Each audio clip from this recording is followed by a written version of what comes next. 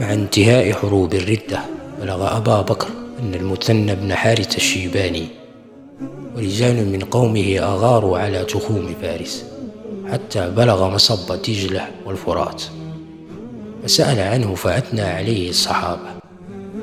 ولم يلبث أن أقبل المثنى على المدينة طالبا منه أن يستعمله على من أسلم من قومه، فأقر له أبو بكر بذلك. رأى أبو بكر بأن يمد المثنى بمدد ليتابع غزواته، لذا أمر خالد بأن يجمع جنده في اليمامة وألا يستكره أحدا منهم ويتوجه إلى العراق، كما أمر عياض بن غنم بأن يتوجه إلى دومة الجندل ليخضع أهلها، ثم يتوجه إلى الحيرة، وأيهما بلغ الحيرة أولا تكون له القيادة. وجد خالد أن جيشه قد قل عدده وطلب المدد من الخليفة، فأمده بالقعقاع بن عمرو التميمي. تعجب الناس من هذا المدد، فقال لهم أبو بكر: لا يهزم جيش فيه مثل هذا. أدرك خالد المثنى قبل أن يصل إليه عياض ب10,000 مقاتل، ينضم إليه 8,000 مقاتل هم جند المثنى. كانت أول معارك خالد في العراق أمام جيش فارسي بقيادة هرمز في معركة ذات السلاسل. في بداية المعركة طالب هرمز أن يبارز خالد، وكان قد دبر مكيدة بأن يتكاتل عليه جنده فيقتلوه، فيضعف بذلك عضد المسلمين فينهزمون. لم يعط هرمز خالد قدره، قد قتله خالد قبل أن تكتمل المكيدة. وأدرك القعقاع جند الفرس قبل أن يغدروا بخالد، يثبت بذلك للمسلمين صحة وجهة نظر الخليفة فيه.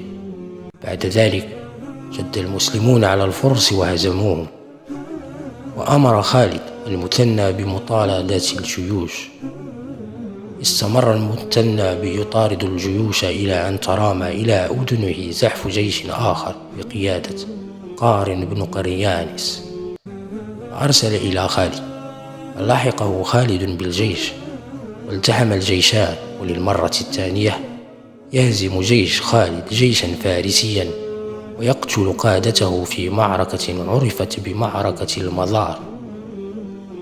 أدرك الفرس صعوبة موقفهم، قرروا أن يستعينوا بأوليائهم من العرب من بني بكر بن وائل، والتقى الجيشان في معركة الولجة، والتي استخدم فيها خالد نسخة مطورة من تكتيك الكماشة، حيث استخدم مجموعتين من الجند ليكمنوا للفرس. استثارت الهزيمة غضب الفرس وأولياءهم من العرب، فاجتمعوا في أليس بجيش عظيم، واشتبك معهم جيش المسلمين في معركة عظيمة تأرجحت وطالت بين الفريقين. توجه خالد بالدعاء إلى ربه، ونذر أن يجري النهر بدماء أعدائه إن انتصر المسلمون في النهاية.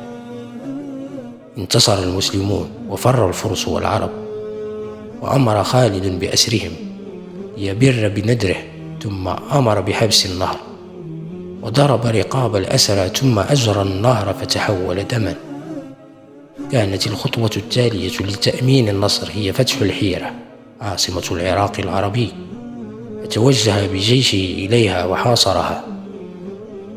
ولما لم يجدوا مهربا قبلوا بأن يؤدوا الجزية، وبعد أن أراح جيشه صار خالد على تعبئته إلى الأنبار، على مقدمته الأقرع بن حابس، فحاصرها وقد تحصن أهل الأنبار وخندقوا حولهم. فطاف خالد بالخندق بحثا عن أضيق مكان فيه، ثم أمر بنحر ضعاف الإبل وإلقائها في ذلك الموضع، وعبر عليها جيشه وفتح بذلك الحصن.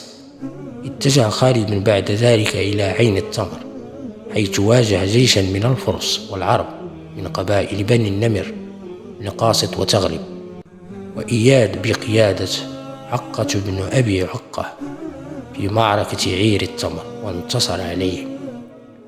وبذلك أصبح معظم العراق العربي تحت سيطرة المسلمين. كان عياض بن غنم ما زال في حربه في دومة الجندل منذ بعثة الخليفة لقتالهم، حيث طال حصاره لعام ولم يظفر بهم.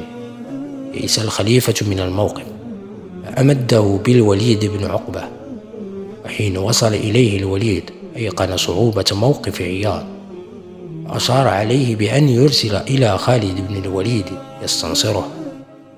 لم يتردد عياض فأرسل لخالد، وكان قد هم بالرحيل عن عين تمر، لذا وقد توجه خالد إليه بجيشه، فجعل دومة بينه وبين جند عياض، ونجح في افتضاض الحصن في معركة دومة الجندل. انتهز أهل العراق فرصة غياب خالد، فثاروا على الحاميات الإسلامية، ووصل الخبر لخالد في دومة الجندل، فلم يطق البقاء وعاد، واستطاع إخضاعهم مرة أخرى في معارك المصيخ والثني والزميل. واصل خالد زحفه شمالا حتى بلغ الفرات، وهي موقع على تخوم العراق والشام، وأقام فيها شهرا لا يفصله عن الروم سوى مجرى الفرات. أرسل قائد الروم لخالد يطالبه بالاستسلام، إلا أن خالد قال له أنه ينتظره في أرض المعركة، ثم بعث إليه الروم يخيرونه إما أن يعبر إليهم أو يعبروا إليه، وطالبهم بالعبور. استغل خالد عبور الروم إليه، وحاصرهم بجناحيه مستغلا وجود النهر خلفهم، وهزمهم هزيمة ساحقة. كانت معركة الفرات آخر معارك خالد بن الوليد في العراق. أمر خالد جيشه بالعودة إلى الحيرة، وقرر أن يؤدي فريضة الحج في سرية تامة دون حتى أن يستأذن الخليفة. وبعد أن أتم حجه علم الخليفة فلامه ونهاه عن تكرار فعله مرة أخرى.